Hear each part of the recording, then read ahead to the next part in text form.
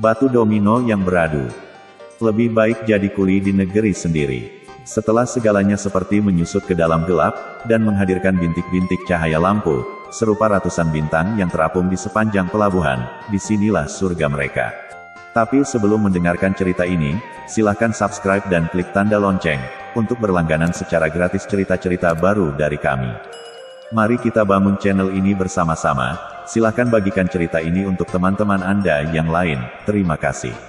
Di mana lagi, selain kedai kopi tempat mereka kembali, tempat seolah mereka menemukan sebuah keluarga. Surga dapat dibangun di mana saja, dan dihuni oleh siapa saja, pikir mereka. Keluarga adalah surga, keduanya ada saat kita membuatnya ada. Dan mereka selalu merasa menemukan keduanya. Tak ada yang benar-benar merasa kehilangan, saat batu-batu domino mulai beradu. Kehilangan adalah cerita lain, yang sengaja diasingkan. Ia tak boleh hadir saat kesulitan-kesulitan hidup bagai mendesak, dalam setiap detik waktu yang berjalan setiap hari. Mereka kuli. Kesadaran sebagai kuli harus ditanamkan dalam-dalam, supaya tak berkesempatan perasaan-perasaan busuk singgah, dan menggoda mereka untuk melakukan hal-hal yang buruk. Seorang kuli bukan seorang pencuri. Ini harus diyakini. Meski terkadang banyak mata yang memposisikannya tak terlalu jauh berbeda. Tapi mereka tak ingin mengerti. Sebab tak cukup waktu untuk memahami dan mengerti tentang status, tentang kedudukan.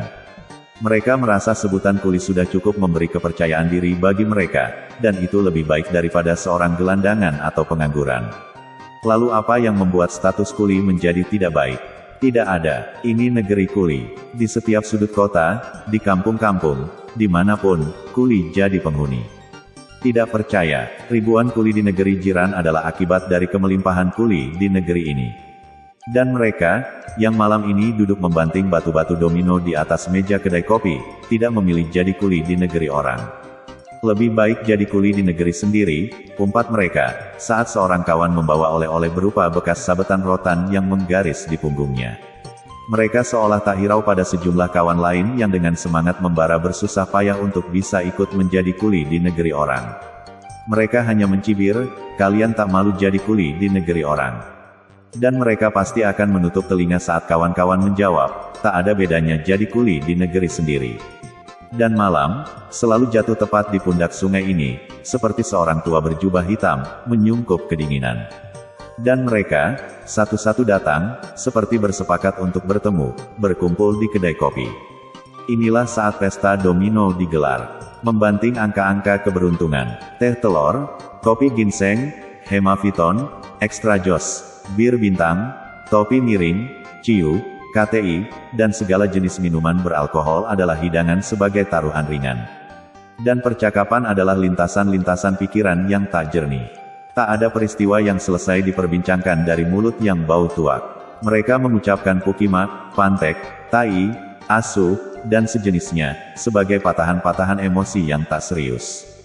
Omong kosong, kebuntuan, ledakan, cemeh, semua tak terencanakan. Yang tak terbiasa, dan datang dengan kejernihan yang normal, hanya akan mengotori telinga dan pulang dengan wajah yang memucat, dan segera menyadari bahwa ia asing dan terlihat aneh di lingkungan mereka. Dan percakapan yang tak selesai, acap kali harus diakhiri dengan perkelahian. Inilah egoisme yang sering muncul dalam kehendak untuk menang yang tak terkontrol. Gigi patah, muka lebam, lengan koyak, kepala bocor, hidung meler, adalah hal yang tak terhindarkan. Polisi ada, tapi menganggapnya biasa. Ia menjadi tradisi. Tidak akan pernah ada yang kalah, sebab setiap mereka merasa telah menang. Dan selesai. Malam berikutnya adalah surga, adalah keluarga. Mereka kembali, seperti batu-batu domino yang tak bosan untuk beradu. Mungkin hidup yang dulu telah membuang mereka. Kini mereka sedang berada dalam pilihan hidup yang harus terlihat wajar sebagai sebuah keputusan yang tak salah. Mereka sengaja membuang jauh ingatan lampau seperti seseorang yang membuang sauh ke dasar laut. Orang tua, kakak, adik, abang, saudara mara, adalah wajah-wajah yang tak seharusnya hidup dalam ingatan mereka saat ini. Sebab kehadiran wajah-wajah itu hanya akan membuat kebebasan terkekang, dan hanya kembali menegaskan perasaan akan kehilangan dan kekalahan. Ini memuakkan. Sama memuakannya dengan wajah kampung-kampung tempat kelahiran mereka. Kampung yang membuat penghuninya merasa terbuang, merasa tak diperhitungkan. Dan anak-anak yang terlahir dari sana adalah anak-anak yang menderita ketakutan akan masa depan. Anak-anak yang setiap subuh bertelanjang dada, bermain congkak di bawah asuhan beruk-beruk di hutan karet. Anak-anak yang gemar memanjat batang kelapa, melebihi tupai. Anak-anak yang tahan berendam dalam lumpur gambut di akar-akar bakau berburu ketam atau siput. Anak-anak yang tiba-tiba telah tumbuh menjadi seseorang yang telah siap dipekerjakan untuk menjadi kuli, menjadi anak buah tongkang berlayar gelap ke negeri orang. Dan yang memuakkan inilah, yang kini harus ditanggungkan. Maka tertawalah, seperti seseorang yang baru saja menemukan dirinya sedang mencapai puncak kebahagiaan. Dan malam, adalah rumah tempat mereka melepas tawa, sebebas-bebasnya. Sebebas batu-batu domino yang beradu. Dan tak ada satu malam pun yang luput. Hari-hari kehilangan nama-nama. Di tepian sungai, kedai kopi seperti meregup malam demi malam, dan membiarkannya berlalu. Dan mereka adalah orang-orang yang juga dengan sengaja membiarkan segalanya berlalu. Hidup seorang kuli adalah hidup yang terbatas. Mereka tak terlalu berkeinginan untuk merespons sesuatu yang sedang bergerak di luar mereka. BBM, korupsi, asap hutan, demonstrasi, amuk massa, tawuran antar suku, penculikan, pembunuhan, kemiskinan, dan segala macamnya sudah terlampau akrab dalam telinga mereka. Dan kini tak ada urusan, selain menghitung keberuntungan dari angka-angka di batu-batu domino. Urusan di luar diri mereka adalah urusan di dunia lain. Mencampurinya hanya akan membuat mereka tak bisa bebas berpikir tentang bagaimana memenangkan taruhan saat bermain domino. Dan tentu, tak bisa membuat mereka bebas tertawa. Tapi, apakah segala urusan memang benar-benar berada di luar diri mereka? Seperti halnya yang terjadi pada malam ini. Seorang perempuan muda dengan perut yang membuncit, tiba-tiba datang tergesa-gesa dan memukulkan botol bir di kepala seorang kuli. Tak ada kalimat yang pantas, selain maki hamun yang keluar berdenging dari mulut perempuan itu. Semua kuli di kedai kopi, tentu terpaksa berhenti tertawa. Sebuah urusan telah datang, dan masuk ke dunia mereka. Salah seorang kuli kini telah bocor kepalanya. Dan apa yang harus dilakukan oleh yang lain untuk urusan pribadi semacam ini? Sementara perempuan itu terus meracau meminta pertanggungjawaban, sambil entah berapa botol air mata pula yang tumpah berserakan di lantai kedai kopi. Seorang kuli yang bocor kepalanya, tentu timbul rasa malu, rasa kesenangannya terganggu, rasa kelelakiannya, egoismenya, yang bercampur dan beradu. Lelaki itu lalu menghayunkan baku tinjunya yang sebesar balok kayu mahang ke wajah perempuan hamil itu. Dan ia pergi, seperti seorang koboi yang baru saja melepaskan sebutir peluru dari pistolnya. Perempuan itu terkapar. Sebuah urusan telah membuat kedai kopi ini mulai menjadi neraka. Keluarga adalah neraka. Malam berikutnya, seorang lelaki separuh baya, berbadan besar, tidak berkumis, datang membawa setumpuk kertas bond dan membantingnya di tengah salah satu meja di kedai kopi. Ada apa? Pastilah hutang. Ini urusan yang tak seharusnya datang saat malam belum lengkap memberikan kebebasannya. Seorang kuli yang merasa berhutang, seperti tak mampu menyembunyikan wajahnya dari yang lain. Dan tentu saja ini cukup menegangkan. Sementara di meja yang lain, batu masih terus beradu, tapi tanpa suara lengking tawa. Lelaki berbadan besar itu menghardik, melemparkan telunjuk ratusan kali tepat ke wajah seorang kuli. Lelaki mana yang tak naik darah saat dipojokkan di tengah banyak orang.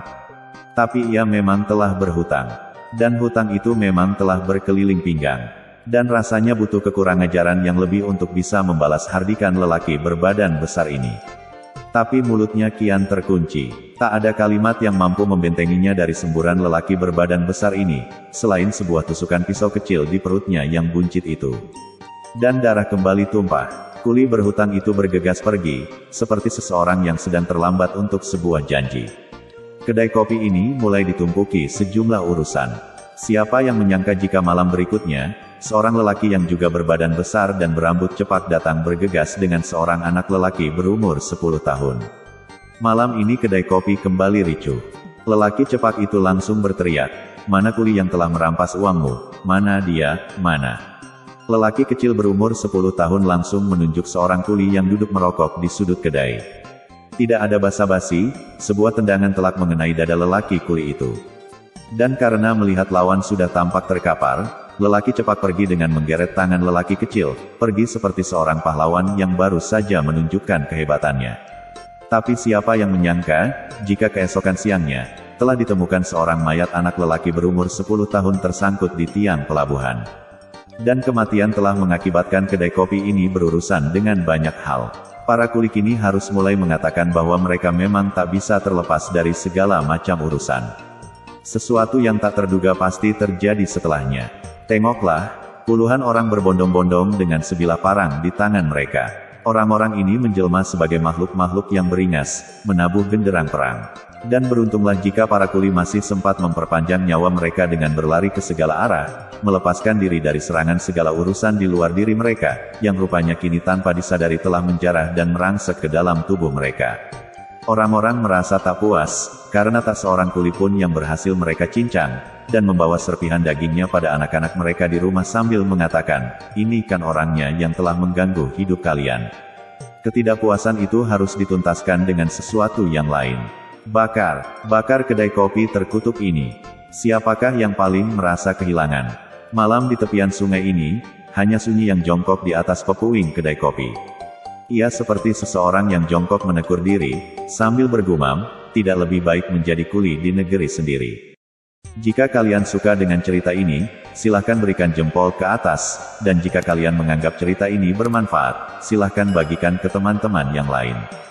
Jangan lupa untuk subscribe di channel ini. Terima kasih sudah mendengarkan.